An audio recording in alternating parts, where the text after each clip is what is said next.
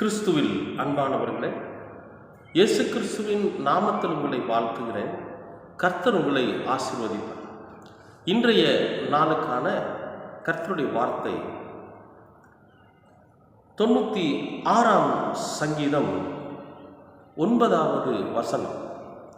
பரிசுத்த அலங்காரத்துடனே கர்த்தரை தொழுது கொள்ளுங்கள்.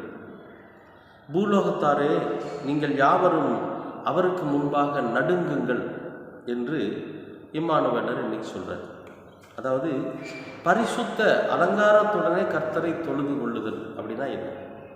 நிறையா இடங்களில் பார்த்தீங்கன்னா, ஆலயங்களில் இன்றைய அந்த சர்ச்சுக்கு போகிறோம் இல்லைங்களா, சர்ச்சுக்கு போன உடனே அங்கே ஒரு பெரிய ஒரு வளையத்தை வச்சுருப்பாங்க, அல்லது ஒரு வளைவு அங்கே கட்டியிருப்பாங்க.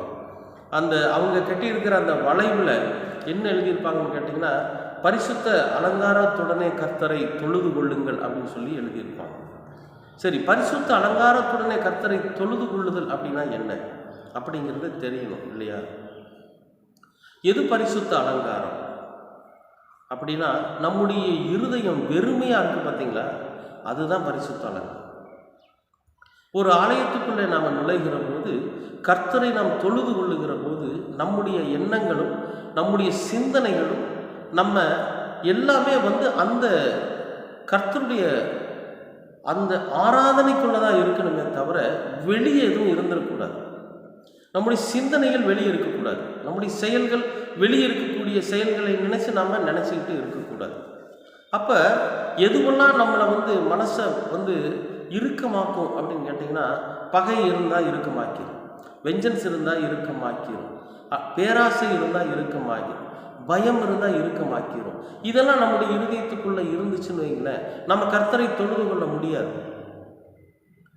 இதெல்லாம் நம்முடைய இருதயத்துக்குள்ளே இருந்துச்சுன்னு வச்சுக்கோங்க, நம்ம ஆலயத்துக்குள்ளே நம்முடைய சரீரம் தான் உட்கார்ந்து இருக்குமே தவிர நம்முடைய எண்ணங்களும் சிந்தனைகளும் வேற எங்காவது இருக்கும்.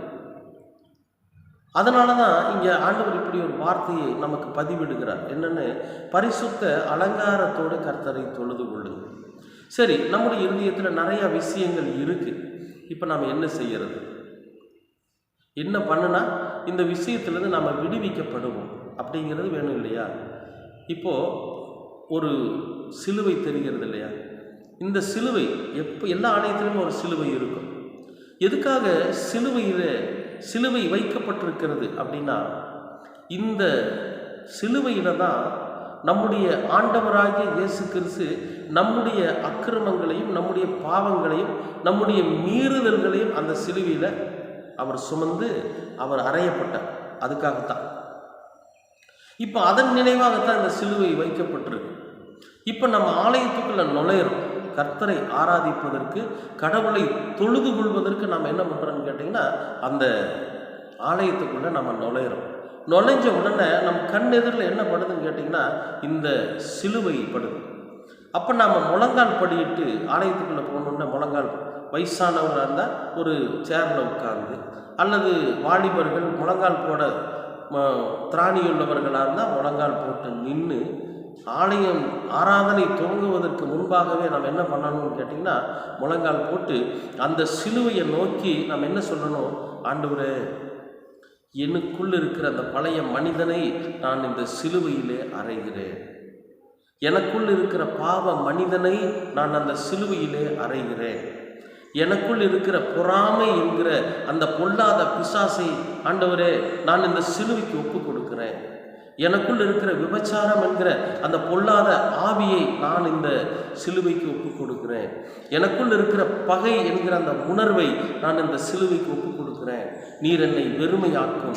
என் இருதயத்தில் இருக்கிற எல்லா செயல்களையும், எல்லா சிந்தனைகளையும், எல்லாவற்றையும் கெட்ட ஆவிகளையும் நான் இந்த சிலுவையில் ஒப்பு கொடுக்கிறேன். இந்த சிலுவையில் அரைஞ்சிறேன் அப்படின்னு சொல்லி நமக்குள் இருக்கிற பழைய மனிதனை அந்த சிலுவைக்கு ஒப்பு கொடுத்து அரைஞ்சதுக்கு பிறகு, அப்போ நம்ம எல்லாவற்றையும் ஆண்டவரிடத்துல சொல்லியாச்சு, எல்லா சூழ்நிலைகளையும் ஆண்டவருக்கு தெரிவிச்சாச்சு. இனி நான் வெறுமையாக இருக்கிறேன், என் மனசில் எதுவும் இல்லை, என் மனசு வெறுமையாக இருக்கு அப்படின்னா, அந்த வெறுமையான மனசு இருக்கு பார்த்தீங்களா, அதுதான் பரிசுத்த அலங்காரம். ஏன்னா பரத்திலிருந்து வருகிற ஞானம் முதலாவது பரிசுத்தம் உள்ளது. கடவுளுடைய வார்த்தை பரிசுத்தம் உள்ளது. கடவுளை துதிக்கிற துதி பரிசுத்தம் உள்ளது. கடவுளை தொழுது கொள்வது பரிசுத்தம் உள்ளது. அப்ப இந்த இருதயம் வெறுமையா, வேற எந்த சிந்தனைகளும் இல்லாம, வேற எந்த எண்ணங்களும் இல்லாம, ஒரே மனசா நான் கடவுளை தொழுது கொள்ளுகிறோம் என்கிற அந்த உணர்வோடு கூட நாம் ஆண்டவரை தொழுது கொள்ளுகிற போது பரிசுத்த அலங்காரத்தோடு தொழுது கொள்வோம். அப்புறம் சொல்றாரு, பூலோகத்தாரே நீங்க என்ன பண்ணுங்க, அவருக்கு முன்பாக நடுங்குங்கள்னு சொல்றாரு. நான் செஞ்ச பாவத்தை குறித்து அவர்கிட்ட சொல்றதுக்கு நமக்கு கொஞ்சம் பயமா தான் இருக்கும். அந்த பயத்தோடு கூட சொல்லணும். நான் தெரியாமல் செஞ்சுட்டேன், என்னை மன்னிச்சிருங்க. நான் தெரியாமல் பேசிட்டேன், என்னை மன்னிச்சிருங்க. நான் தெரியாமல் போயிட்டேன், என்னை மன்னிச்சிருங்கன்ற அந்த பயம், ஆண்டவர் எங்கே நம்மை தண்டித்து விடுவாரோ, ஆண்டவர் எங்கே நமக்கு தண்டனை கொடுத்து விடுவாரோ, ஆண்டவர் எங்கே நம்மை கைவிட்டு பிசாசுக்கு ஒப்பு கொடுத்துருவாரோங்கிற அந்த பயம் இருக்குது பார்த்தீங்களா? இந்த பயத்தோடு கூட நம்ம அவர்கிட்ட நடுங்கணும். இல்லைன்னா அசால்ட்டாவோ நம்ம ஆண்டவர் தானே நம்மளை என்ன பண்ணிடுவார் அப்படிங்கிற அந்த ஏளனமான சிந்தனைகளோடு நம்ம கர்த்தரிடத்தில் நெருங்கணும்னு வைங்களேன், பயங்கரமான பிரச்சனைகளை சந்திக்க வேண்டியது வரும். அன்பானவர்களே, அருமையான இந்த நாளில் கூட கர்த்தர் நமக்கு கொடுக்கிற வார்த்தை, உங்கள் இருதயத்தை வெறுமையாக்கி உங்கள் சிந்தனைகளை எல்லாம், செயல்களை எல்லாம், உங்கள் இருதயத்தில் இருக்கிற பகைகளையும் பொறாமைகளையும் களியாட்டுகளையும் காம விகாரங்கள் எல்லாவற்றையும் அந்த சிலுவையிலே அறைந்து விடுங்கள். அந்த சிலுவையிலே அறைந்து உங்கள் இருதயத்தை வெறுமையாக்குங்கள். நீங்கள் பரிசுத்த அலங்காரத்தோடு கூட அமர்ந்திருப்பீர்கள். கர்த்தருடைய வார்த்தை 1 10 1 100 1 60 உங்களுடைய இருதயத்தில் சென்று அது பூ பூத்து பலன் கொடுத்து நம்முடைய வாழ்க்கையை சமாதானத்தின் பாதையிலே நடத்துகிறதாக இருக்கும். விசுவாசிக்கிறீங்களா? அப்போ ஆண்டவர்கிட்ட சொல்லலாமா? அன்பின் பரலோக பிதாவே, எங்களுடைய இருதயத்தை நீர் வெறுமையாக்கும். எங்களுக்குள் இருக்கிற பழைய மனிதனை அந்த சிலுவையிலே நாங்கள் ஒப்பு கொடுக்கிறோம்.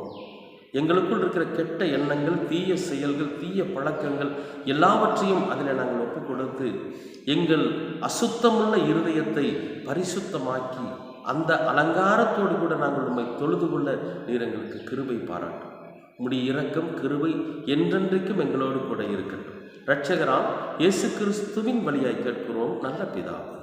ஆமேன், ஆமேன், ஆமேன்.